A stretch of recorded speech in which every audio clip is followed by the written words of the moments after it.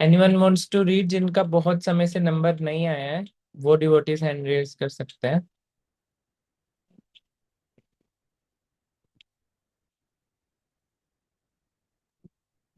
बहुत समय से तो रीडिंग भी नहीं हो रही है, तो किसी का भी नंबर नहीं आया होगा। बट जिसका बहुत टाइम से रीडिंग नहीं करी है उसने।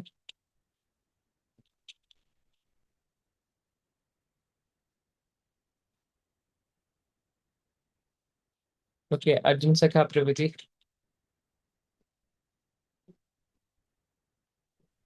तो कृष्णा प्रभु। ये दो पैराग्राफ बचे हुए हैं और क्लेशाग्नि वाले, उसके बाद हम शुभदा पर जाएंगे। अच्छा। तो इस प्रकार से है, the tight note of false ego is due to ignorance. Hindi में जिस भी प्रकार से वो हो।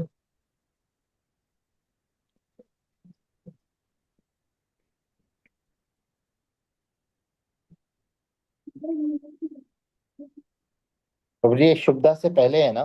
हाँ जी, उस सेकंड मिथ्या अहंकार लास्ट की है। ये दृढ़ गांठ अज्ञान के कारण है, लास्ट वाला इसका पैराग्राफ। हाँ, मिथ्या अहंकार यह दृढ़ गांठ है, इससे पहले वाला श्रीमद् भागवत में ही ये पढ़ना है ना? Page number 8। वो पढ़ लिया था प्रभु जी, आई थिंक। वो पढ़ लिया था, अच्छा।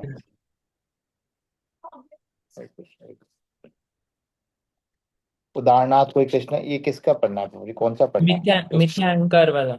अच्छा, तो ये लास्ट का लास्ट पैरा है, ओके। ओके। जगत श्री प्रपाद की जय, रूप से गोस्वामी पाद की जय।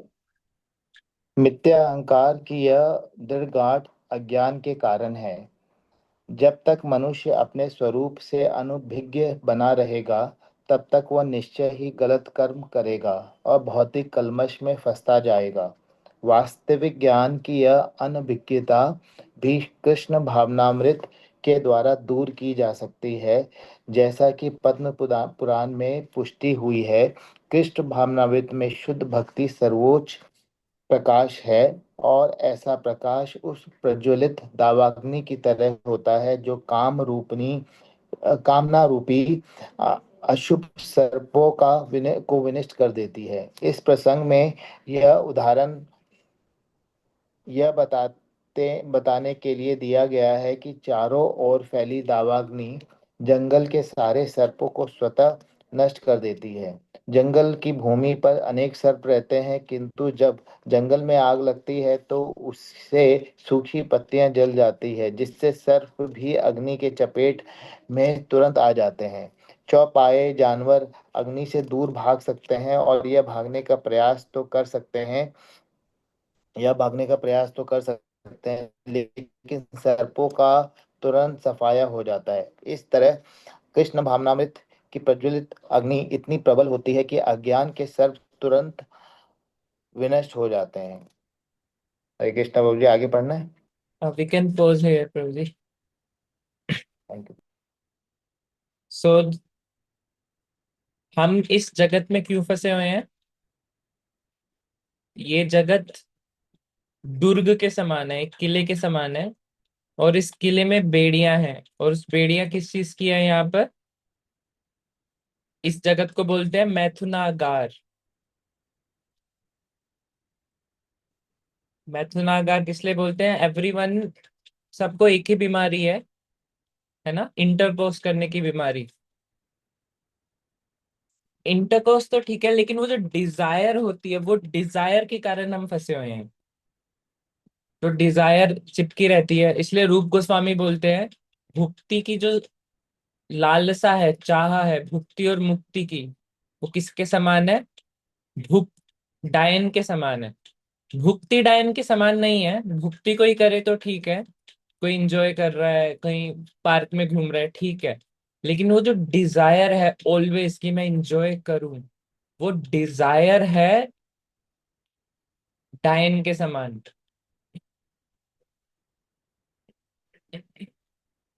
तो इसका भी एक बहुत अच्छा पास टाइम है।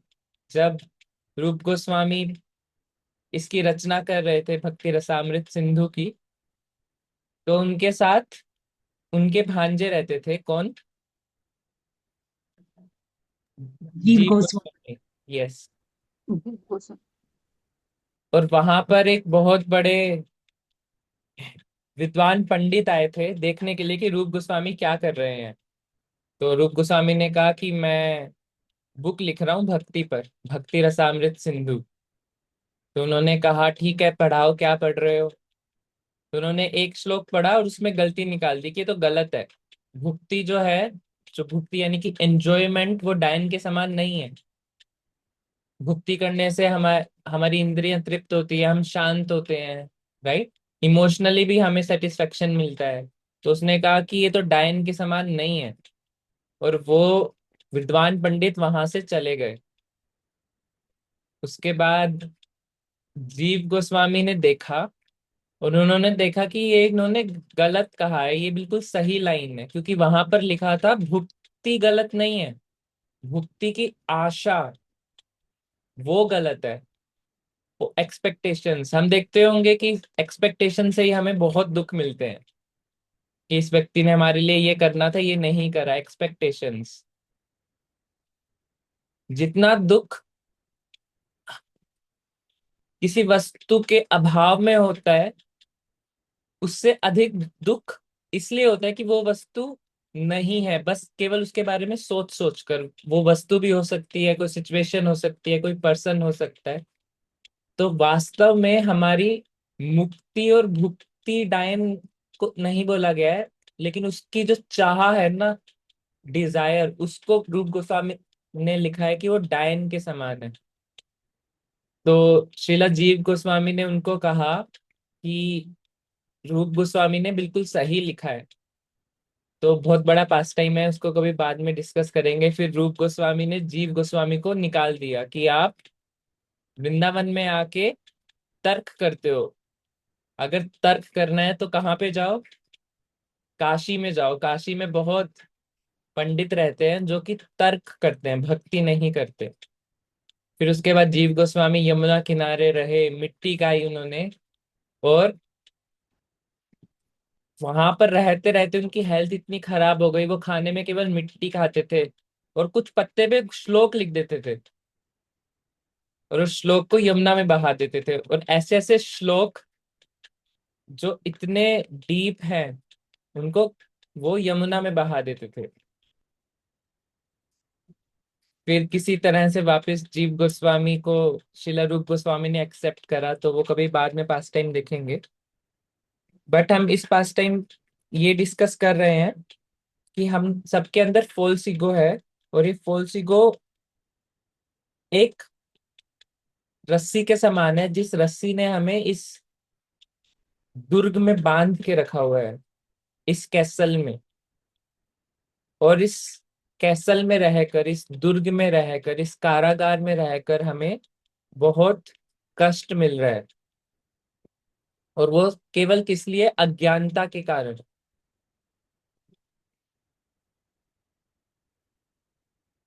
और वो अज्ञानता क्यों आई है, किस तरह से आती है वो अज्ञानता? कि मैं ही भोगी हूं, मुझे ही इंजॉय करना है, भगवान नहीं है। ये अज्ञानता कि भगवान को भूलकर हम अपने आप को ही मान गए हैं कि मैं ही सबका भोग करता हूँ।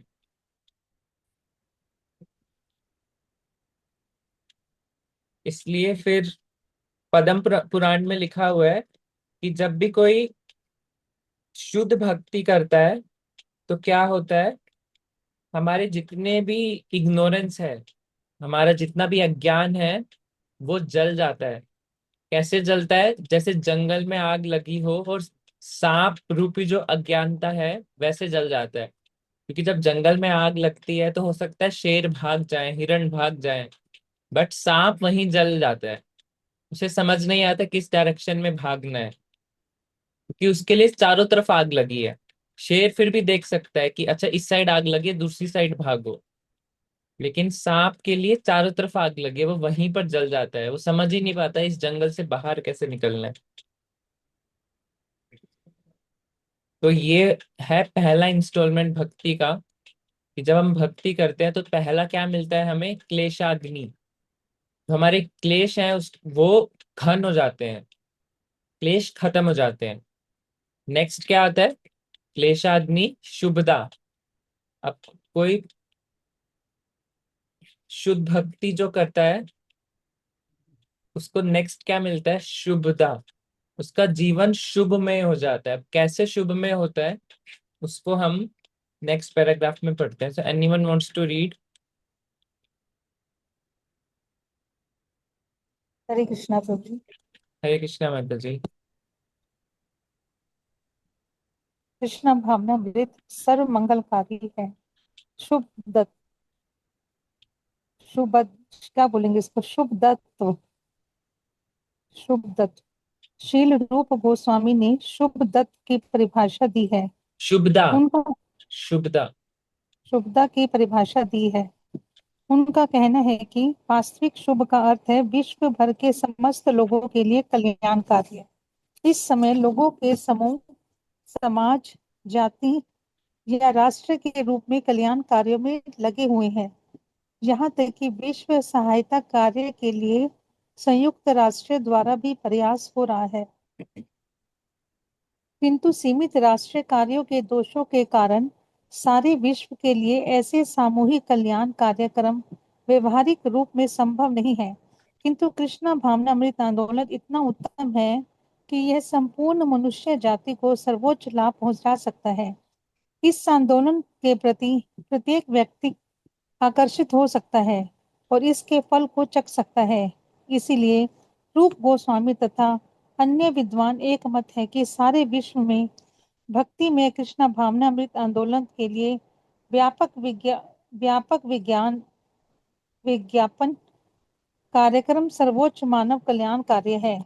कृष्णा भावनामृत आंदोलन किस प्रकार सारे विश्व का ध्यान आकृष्ट कर सकता है और किस तरह हर व्यक्ति इस कृष्णा भावनामृत में आनंद का अनुभव कर सकता है, इसका उल्लेख पद्म पुराण में इन शब्दों में हुआ है। जो व्यक्ति पूर्ण कृष्णा भावनामृत भक्ति में तत्पर है वह सारे विश्व की सर्वश्रेष्ठ सेवा करता है और हर व्यक्ति को तृप्त करता माना जाना चाहिए। मानव समाज के अतिरिक्त वह वृक्षों तथा पशुओं तक को प्रसन्न करता है, क्योंकि वे भी ऐसे आंदोलन के प्रति आकृष्ट होते हैं।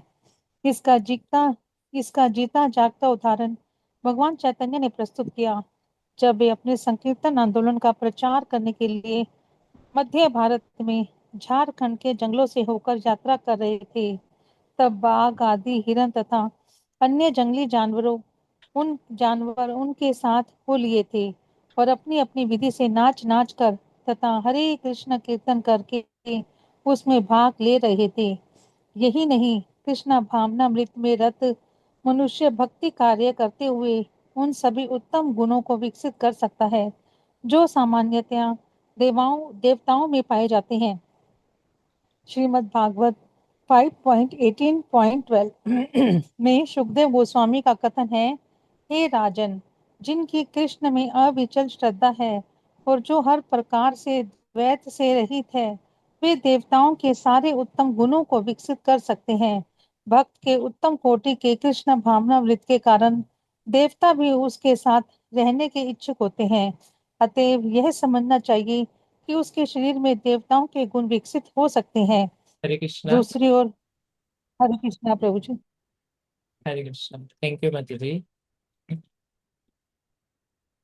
तो शुभ का अर्थ क्या होता है वो श्रीला रूप गोस्वामी हमें बता रहे हैं।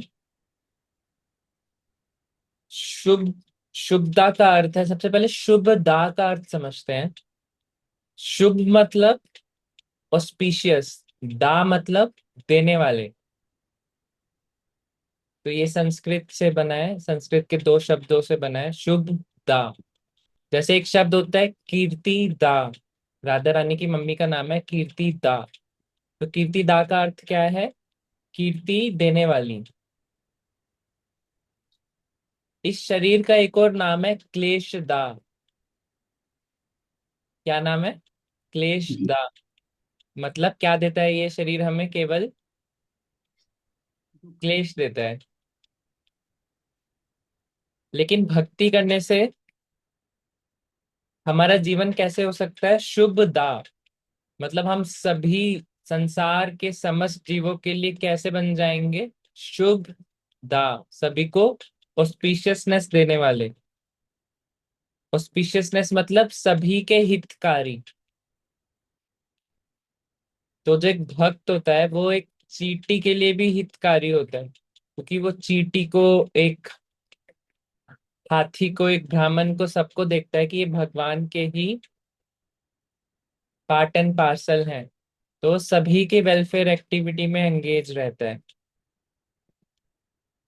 तो प्रपाद लिख रहे हैं कि करंट टाइम में अनेक प्रकार के एनजीओ हैं। वो क्या करते हैं? समाज के अलग अलग लोगों के कल्याण के लिए कुछ कुछ कार्य करते हैं। राइट, हम जानते हैं अलग अलग टाइप के यूनियंस हैं, एनजीओज हैं, लेकिन वो लिमिटेड है। बिकॉज यदि कोई व्यक्ति किसी समाज के एक जाति के, या कोई स्पेसिफिक जाति या स्पेसिफिक जगह के लोगों के कल्याण के लिए कार्य करेगा, तो उससे सभी लोगों को लाभ नहीं होगा। यदि कोई पूरे देश के लाभ के लिए कार्य करेगा, तो केवल उन्हीं का लाभ होगा जो देश के अंदर है, देश के बाहर का लाभ नहीं होगा। यदि अमेरिका अटैक करता है ईरान पर कि उसको ऑयल चाहिए, तो हो सकता है अमेरिका के नागरिक का लाभ हो जाए, बट ईरान, बाकी देश परेशान हो जाएंगे। है ना, हम देख रहे हैं पूरे पूरे अर्थ परेशान है उस एक अटैक के कारण। किसी को गैस नहीं मिल रही है, किसी को ऑयल नहीं मिल रहा है, कहीं पर मिसाइल्स, ऑलमोस्ट वॉर हो गई थी, है ना, ऑलमोस्ट नहीं, हो ही गई थी वॉर। और आजकल वॉर लैंड पे नहीं होती, केवल मिसाइल्स और एरोप्लेन से होती है। इसीलिए यदि संसार के समस्त जीव जंतु, पशु पक्षी, मानव, सभी का कल्याण करना है, तो केवल हम उनकी सेवा कर कर ऐसा नहीं कर सकते। लेकिन प्रपात लिख रहे हैं कृष्णा कॉन्शियस मूवमेंट है, वो संसार के सभी मानवता के लिए कल्याणकारी है।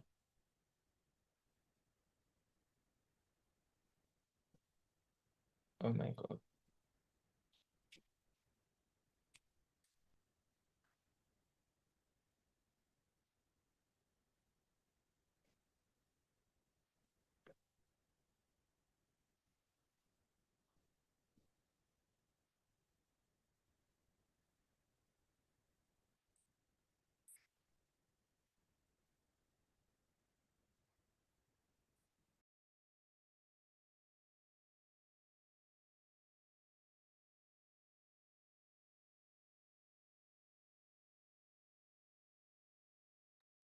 हरे कृष्णा। सो यहाँ पर लाइट थोड़ा आ रही है, जा रही है, सो वाईफाई बंद हो गया था। ओके। सो लेकिन यदि संसार के प्रत्येक जीव जंतु, प्रत्येक पशु पक्षी, मानव का यदि हमें कल्याण करना है, तो कृष्णा कॉन्शियसनेस ही एक ऐसा है जिससे हम संसार के सभी का कल्याण कर सकते हैं। तो प्रपाद लिख रहे हैं, इसलिए शिला रूप गोस्वामी ने भी कहा है कि एक ब्रॉड प्रोपोगेंडा प्रोग्राम होना चाहिए, जिससे सभी को कृष्णा कॉन्शियस यानी कि कृष्णा भावना अमृत के संग में जोड़ा जा सके। प्रोपोगेंडा क्या होता है? ब्रॉड स्केल पर अलग अलग तरीकों से रीच किया जाता है, लेकिन आजकल हम देखते हैं प्रोपोगेंडा का इस्तेमाल गलत गलत चीजों के लिए होता है। गलत एड्स दिखाए जाते हैं ताकि वोट्स बदल सके, गलत लोगों का चुनाव लोग करें, है ना। लेकिन रूप गोस्वामी लिखते हैं प्रोपोगेंडा होना चाहिए, लेकिन कृष्ण भावना अमृत के लिए, कि लोग एस्कॉन से जुड़े अलग अलग तरीकों से। तो इसलिए हम देखते हैं कि केवल अलग अलग तरीकों से प्रचार होता है।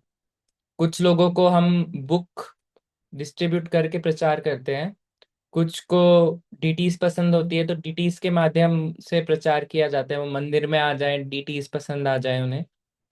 कुछ लोगों को कीर्तन पसंद होता है मंदिर में, तो वो कीर्तन के माध्यम से प्रचार करके उनको जोड़ा जाता है।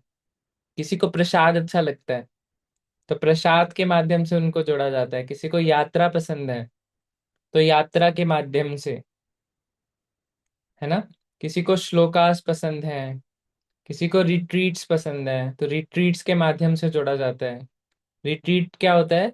किसी एक बहुत ही अच्छी नेचुरल प्लेस पे जाया जाता है और वहां पर उनका लेक्चर्स प्रचार होता है और बहुत अच्छा वहां प्रसाद होता है ताकि जो भी आए वो अट्रैक्ट हो जाए कृष्णा कॉन्शियसनेस से।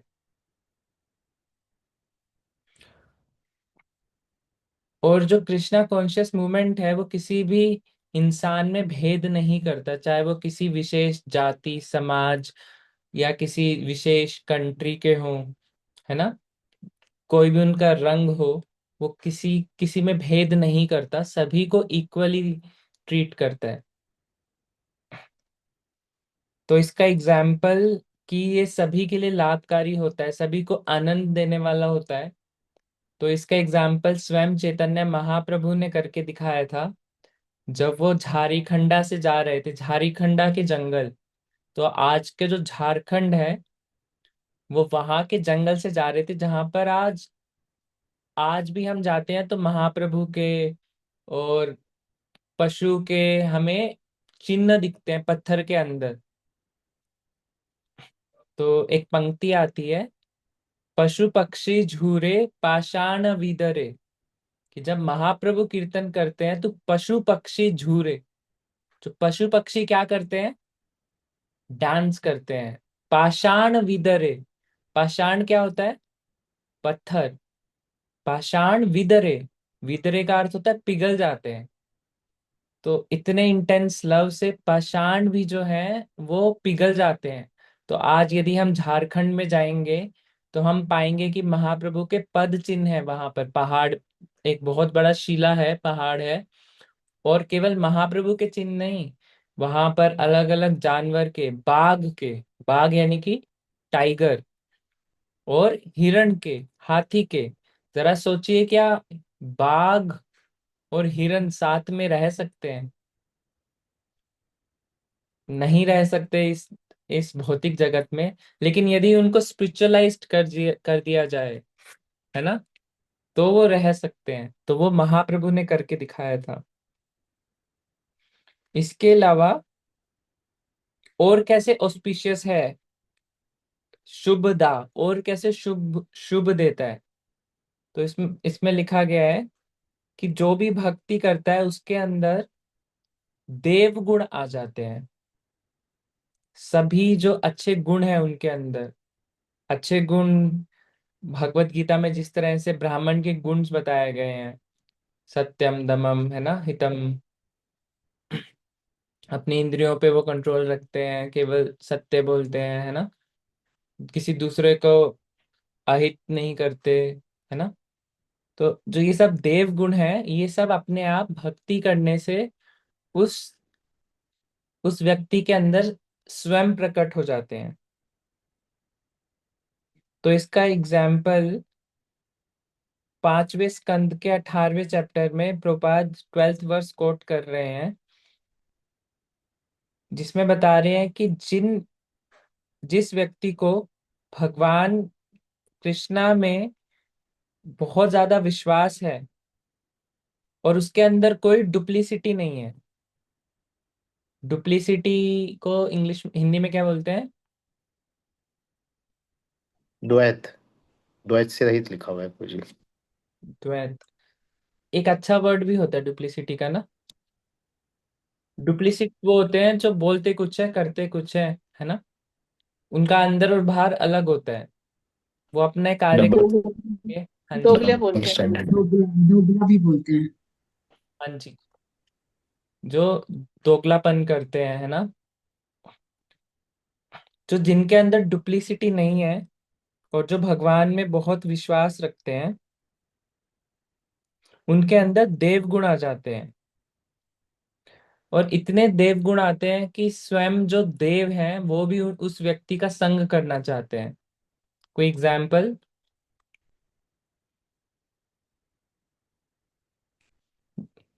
या तो संग करना चाहते हैं, या हम देखेंगे कि देवों से भी ज्यादा गुण आ गए हैं उस व्यक्ति के अंदर। पृथु महाराज ने जब यज्ञ करे थे तो उस यज्ञ से चिंता होने लगी थी इंद्र को। तो हम देखते हैं कि पृथु महाराज ने इंद्र को माफ कर दिया था और 99 पर रुक गए थे। अगर वो 100 कर लेते तो वो इंद्र बनते, बट 99 यज्ञ करने के बाद वो रुक गए थे। तो भक्ति करने से इतना ज्यादा काइंडनेस, इतना ज्यादा ब्रॉड माइंडेडनेस और इतनी ज्यादा फॉरगिविंगनेस आती है कि इंद्रदेव से भी ज्यादा पृथु महाराज के अंदर आ गई थी। और इस कारण से, क्योंकि जब ब्रह्मा जी ने उनको कहा था कि आप रुक जाइए, उन्होंने तो स्टार्ट कर दिया था इंद्र मारण यज्ञ। क्योंकि इंद्र क्या कर रहा था, यज्ञ को रोक रहा था, छुपके से आता था और घोड़ा चुरा कर ले जाता था। तो ब्राह्मण्स ने स्टार्ट करा इंद्र मारण यज्ञ।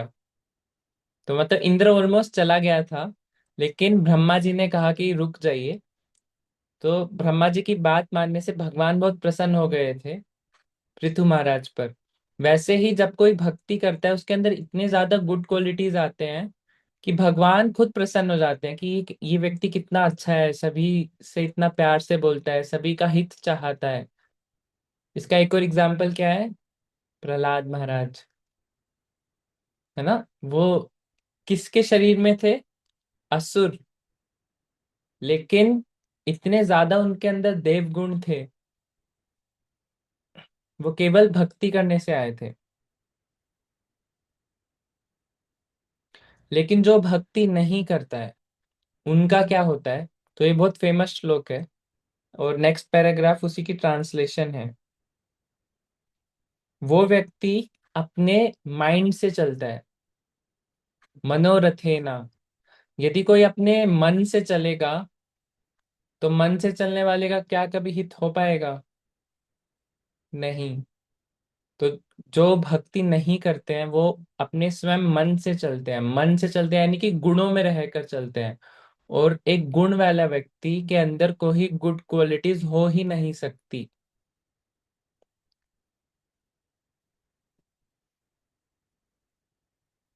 तो next, anyone wants to read?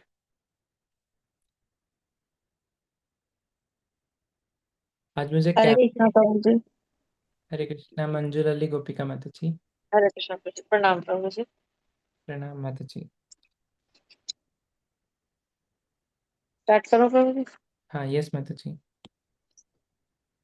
शिल प्रपात की जय, भक्ति रसामृत सिंधु की जय, रूप गोस्वामी पाद की जय। यही नहीं, श्री कृष्ण भावनामृत में रत मनुष्य भक्ति कार्य करते हुए उन सभी उत्तम गुणों को विकसित कर सकता है जो सामान्यतः देवताओं में पाए जाते हैं। ये हो गया था।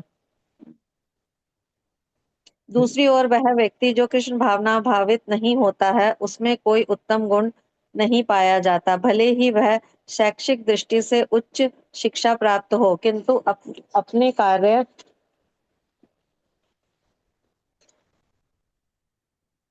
क्षेत्र में वह पशुओं से भी निकृष्ट देखा जा सकता है।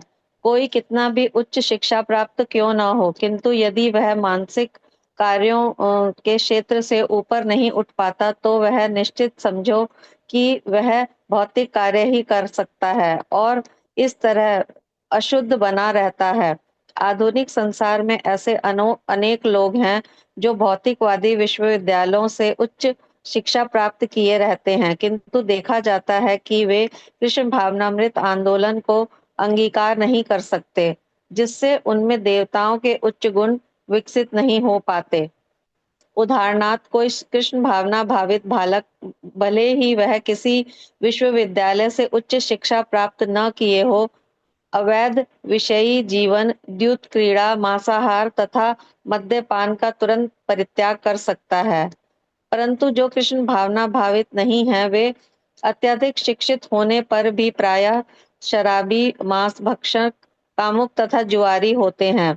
ये कतिपय व्यवहारिक प्रमाण हैं जो यह बताते हैं कि कृष्ण भावना भावित व्यक्ति किस तरह उत्तम गुणों से परिपूर्ण हो जाता है, जबकि कृष्ण भावना मृत में से विहीन व्यक्ति ऐसा नहीं हो सकता। हमारा अनुभव है कि कृष्ण भावना भावित नवयुवक नवयुवक तक सिनेमा, रात्रि क्लब, नग्न नृत्य, प्रदर्शन, रेस्तरां, भोजनालय, मदिरालय आदि से अनासक्त रहता है। वह पूर्णतः मुक्त हो जाता है। वह धूम्रपान करने, शराब पीने, नाटक तथा नृत्य आदि देखने में अपने बहुमूल्य समय को व्यर्थ नहीं जाने देता। हरे कृष्णा।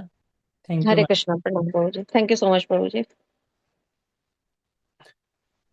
सो there is one very famous preacher है, एक चैतन्य चरण प्रभु। वो पूरे संसार में भ्रमण करते हैं। तो उन्होंने वो कैसे बने एक इतने फेमस प्रीचर? तो पहले वो इंजीनियरिंग के स्टूडेंट थे और उनको क्या पढ़ना था? एस्ट्रोफिजिक्स।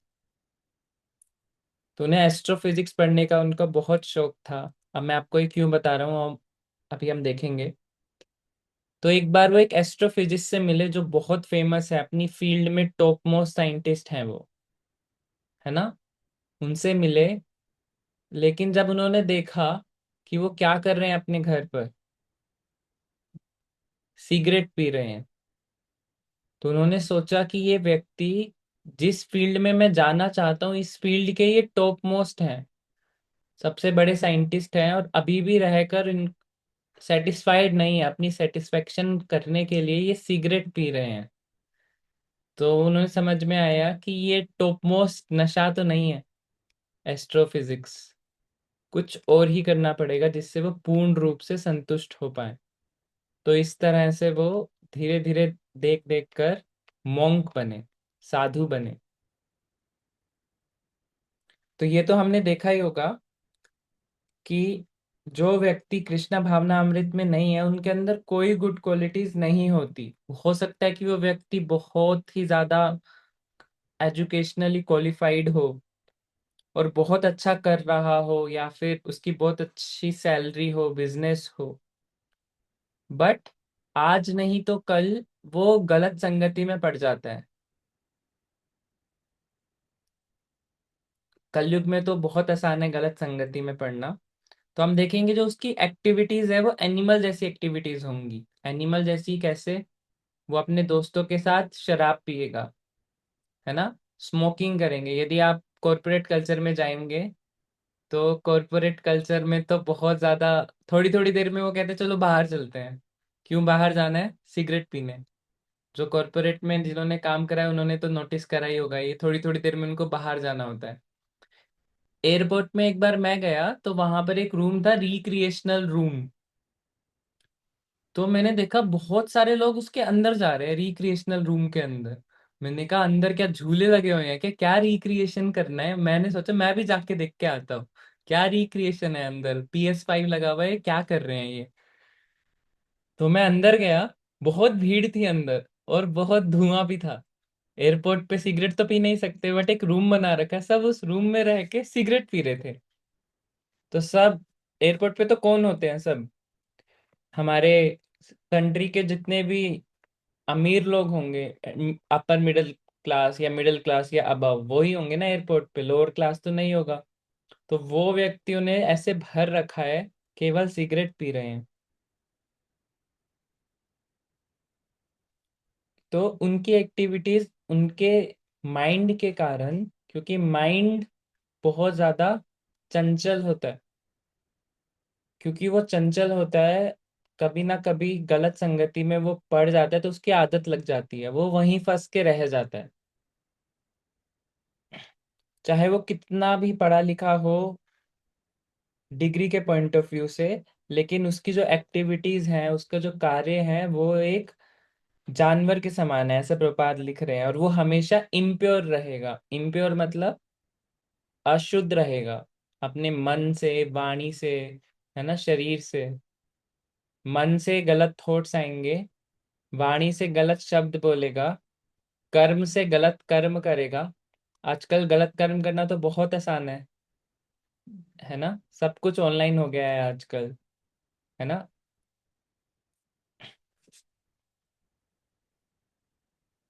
किसी को गैम्बलिंग करनी है तो बहुत सारे ऐप्स हैं।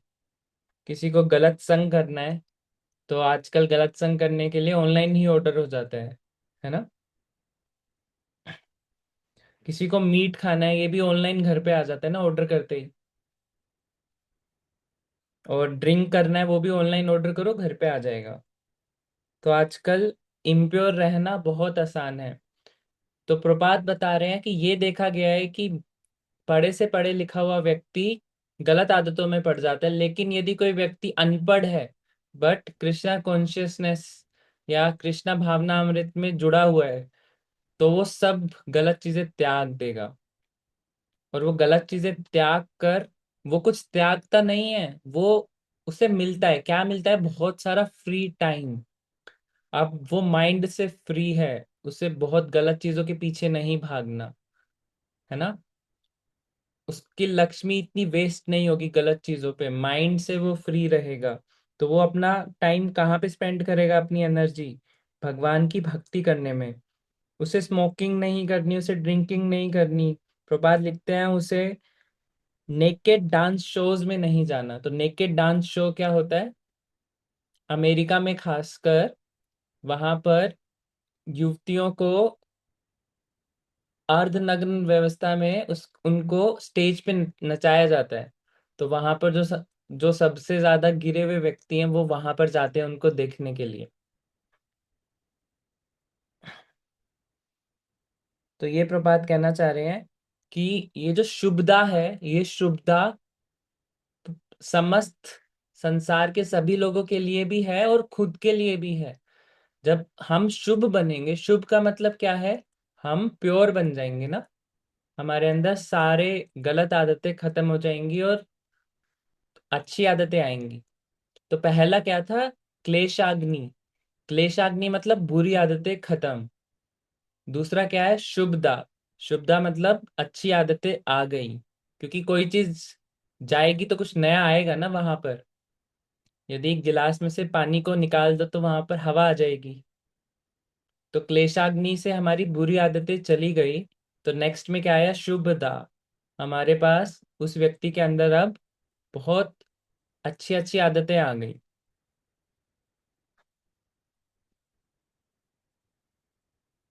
ओके, वन पैराग्राफ बचा है, सो वी हैव टाइम। कोई रीड करना चाहेंगे? नीति संयम माता जी, आप रीड करना चाहेंगे? हरे कृष्णा।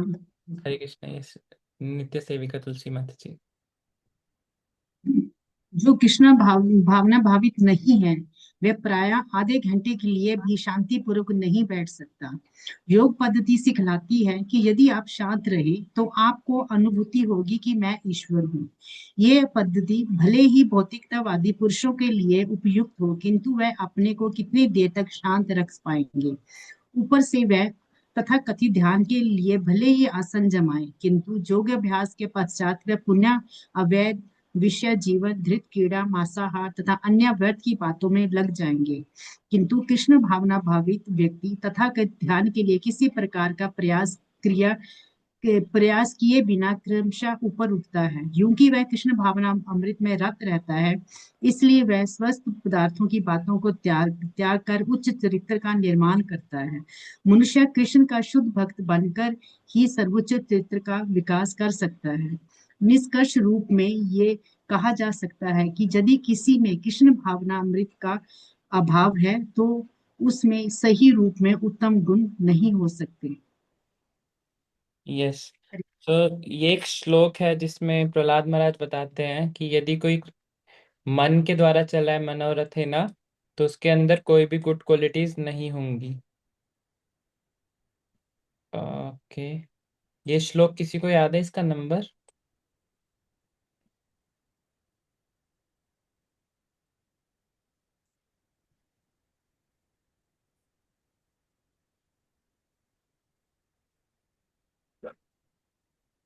एक मैं सर्च कर रहा हूँ, जस्ट गिव मी 1 मिनट।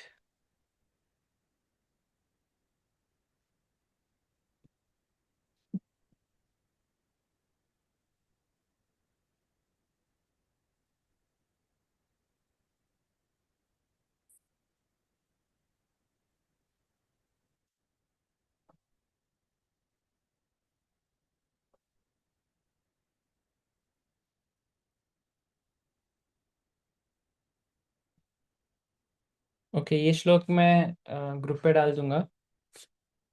तो उसके हिसाब से प्रपाद हमें बता रहे हैं कि जो कृष्णा भावनामृत के जो एक्टिविटीज हैं, जो इस पद्धति को अपनाता नहीं है, उनके साथ क्या होता है। वो व्यक्ति आधे घंटे भी शांत नहीं रह सकता, उसे हर समय कुछ करना है। यदि वो व्यक्ति खाली बैठा है तो वो क्या करेगा, शॉर्ट्स देखेगा इंस्टाग्राम पे, यूट्यूब पे। क्यों? क्योंकि वो खाली नहीं बैठ सकता, उसे हमेशा कुछ ना कुछ चाहिए। हमेशा प्रत्येक जीव को, जैसे हमने स्टार्टिंग में डिस्कस करा था ना, प्रत्येक जीव प्रेम ढूंढ रहा है। तो जो व्यक्ति को कहीं से प्रेम नहीं मिलेगा, वो शॉर्ट्स में प्रेम ढूंढेगा, 5 सेकंड का मजा, फिर दूसरा एक और स्क्रॉल, फिर से 5 सेकंड का मजा। और वो मेडिटेशन नहीं कर सकते। योग पद्धति में आता है कि यदि हमें सेल्फ रियलाइज्ड बनना है तो यम नियम आसन कितनी कठोर तपस्या के द्वारा करते हैं। लेकिन तपस्या किस लिए करते हैं कोई व्यक्ति? तपस्या का असली उद्देश्य तो यही होता है ना कि इस मन को कंट्रोल में करना है। जरा सोचिए, तपस्या का उद्देश्य तो यही है ना कि मन कंट्रोल में हो जाए। मन को किस लिए कंट्रोल में करना है? कि जो हम बोले वो करे, गलत आदतें छोड़ दे, अच्छी आदतें अपनाए। तो यदि कोई व्यक्ति बिना तपस्या करे, केवल डांसिंग फीस्टिंग करते हुए अच्छी आदतें अपना पाए, तो वो ज्यादा बेटर है ना। तो इसलिए कृष्णा भावना अमृत जो है, उसके द्वारा, उसके रस के द्वारा, भक्ति के रस के द्वारा क्या होता है, एक भक्त हायर टेस्ट मिल जाता है उसको। और हायर टेस्ट मिलने के बाद वो लोअर टेस्ट को छोड़ देता है। जैसे भगवत गीता में एक श्लोक आता है जिसमें बताया गया है कि जब उसे उच्च रस मिलता है तो वो निचले रसों को छोड़ देता है। और ऐसा करने से वो बहुत अच्छे चरित्र का निर्माण करता है। तो आज इतना ही करेंगे। तो हमने दो इंस्टॉलमेंट्स क्या होती हैं भक्ति करने की, वो देख ली है। सबसे पहला क्या है? क्लेशों का नाश होता है प्रभु जी। श्लोक में कैसे लिखा है उसको? क्लेश धनी। क्लेशग्नि, यस। और दूसरा क्या है? शोभदा मोक्ष। शुभदा। मोक्ष तीसरा आ जाएगा, है ना। क्लेशाग्नि शुभदा मोक्षा। तो हमने दो देख ली हैं।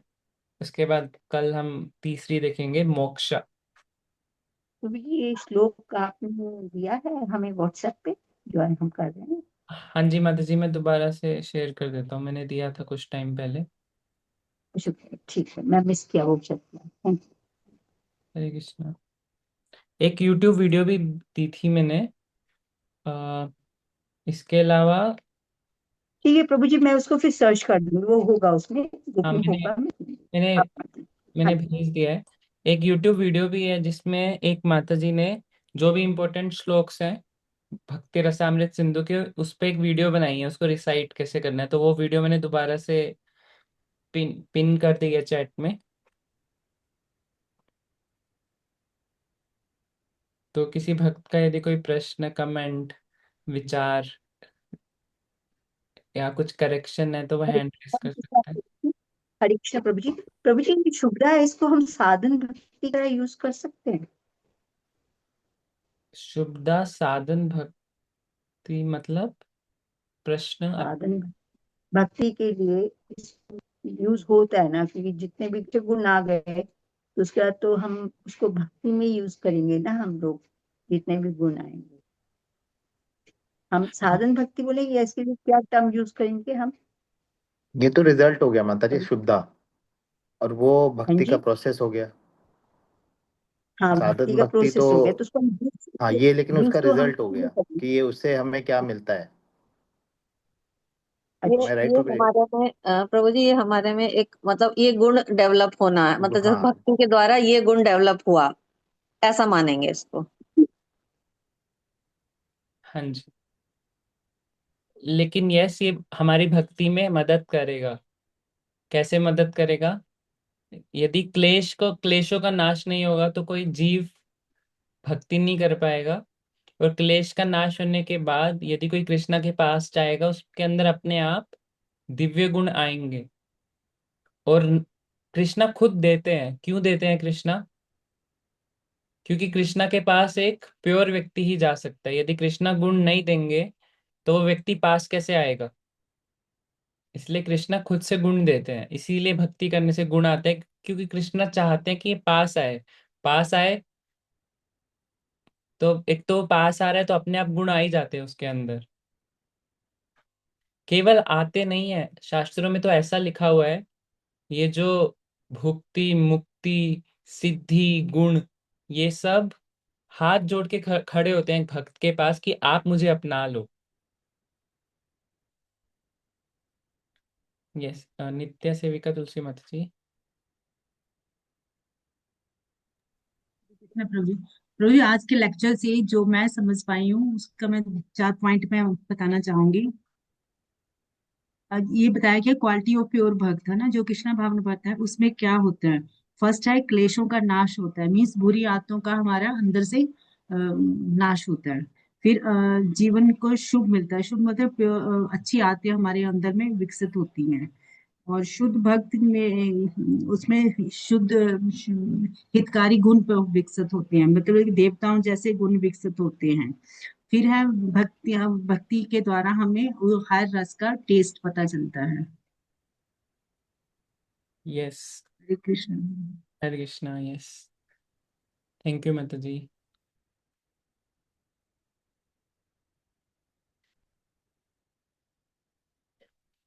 ओके, तो कल हम थर्ड डिस्कस करेंगे। तो थर्ड क्या है? केवल मोक्ष नहीं है। क्लेशाग्नि शुभदा मोक्षा लघुता कृत। पूरा शब्द है मोक्षा लघुता कृत। कि भक्ति करने से वो व्यक्ति मोक्ष को छोटा समझने लगता है, कि मोक्ष नहीं चाहिए। मोक्ष कैसा हो जाता है भक्ति करने से? मोक्ष ऐसा हो जाता है जैसे एक भक्त को यदि मोक्ष प्राप्त करना हो तो उसका अर्थ है कि एक गाय गाय के बच्चे के खुर का जो गड्ढा होगा उसके अंदर जितना पानी आएगा ना, उसको क्रॉस करना। तो इतना आसान हो जाता है मोक्ष प्राप्त करना एक भक्त के लिए। क्योंकि मोक्ष तो हाथ जोड़ के खड़ा होता है कि आप प्लीज अपना लीजिए मुझे। तो वो कल डिस्कस करेंगे। सो आप सभी भक्तों का बहुत बहुत धन्यवाद आज के बुक रीडिंग में आने के लिए। सो कल बहुत इंपॉर्टेंट है। प्रभु जी, जो बुक में टॉपिक दिया गया है वो तो है कृष्णा भावनामृत में सुख सुख प्रदत्त। नेक्स्ट जो टॉपिक दिया गया है मोक्ष नहीं दिया गया। एक ही बात है क्या? नहीं, एक बात नहीं है, फिर बाद में आएगा शायद मोक्ष वाला ना। बुक में तो पहले ये वाला टॉपिक है कृष्णा भावनामृत में सुख। अच्छा ठीक है, तो पहले ये कर लेंगे फिर हम। जी। ओके। सो आप मोक्ष का है नहीं प्रभु जी बुक में, तो वो आप कर लीजिएगा। मोक्ष का है ही नहीं। नहीं, इसमें मोक्ष का है ही नहीं, क्या पता नहीं हो तो, लेकिन आप तो एक्सप्लेन कर दीजिए जो है आप अपने सीक्वेंस में। एक शुद्धा के बाद सीधा वो आ रहा है सुख सुदुर्लभा। सुख तत्प्रदत्व है, उसके हाँ। बाद है सुदुर्लभा। हाँ, उसके बाद तो या तो इसी का नाम होगा मोक्ष लघुता कृत। नहीं नहीं प्रभु जी, अलग है नहीं वो। नहीं नहीं, वो अलग है। वो अलग है, सुख अलग है, मोक्ष अलग है। हाँ जी। तो प्रभु जी एक्सप्लेन कर दीजिएगा, मोक्ष का भी देख लेंगे, समझ लेंगे। ठीक है माता जी, आई थिंक वो होगा, कहीं छुप गया होगा, एक पैराग्राफ में होगा। तो उस पैराग्राफ को ढूंढ लेंगे हम। हाँ, मतलब हेडिंग नहीं होगा। हाँ, हेडिंग नहीं होगा वो, बट आता है वो। क्योंकि ये जो 6 इंस्टॉलमेंट है भक्ति करने से क्या मिलता है, तो उसमें वो नहीं होगा तो 5 हो जाएंगे। हाँ। तो कहीं ना कहीं तो आएगा। ओके। ठीक है, तो आप सभी भक्तों का बहुत बहुत धन्यवाद आज की बुक रीडिंग में आने के लिए। एंड एवरी डे कोई एक डिवोटी रिसाइट करेंगे ये वाला वर्स। तो इस वर्स को प्लीज सब याद कर लीजिएगा। स्टार्टिंग में देख देख के रिसाइट करेंगे जब तक याद नहीं हो जाता है, जब याद हो जाएगा तो बिना देखे रिसाइट करेंगे। सो आप सभी भक्तों का बहुत बहुत धन्यवाद आज के बुक रीडिंग सेशन में ज्वाइन करने के लिए, बहुत लंबे समय के बाद। सो आप सभी भक्तों के चरणों में मेरा प्रणाम। वांछा वांछा कल्पतरुभ्यश्च सकलपुरुष कृपा कल्याणम वैष्णव नमो नमः। प्रभुपाद की जय। जय ठाकुर की जय।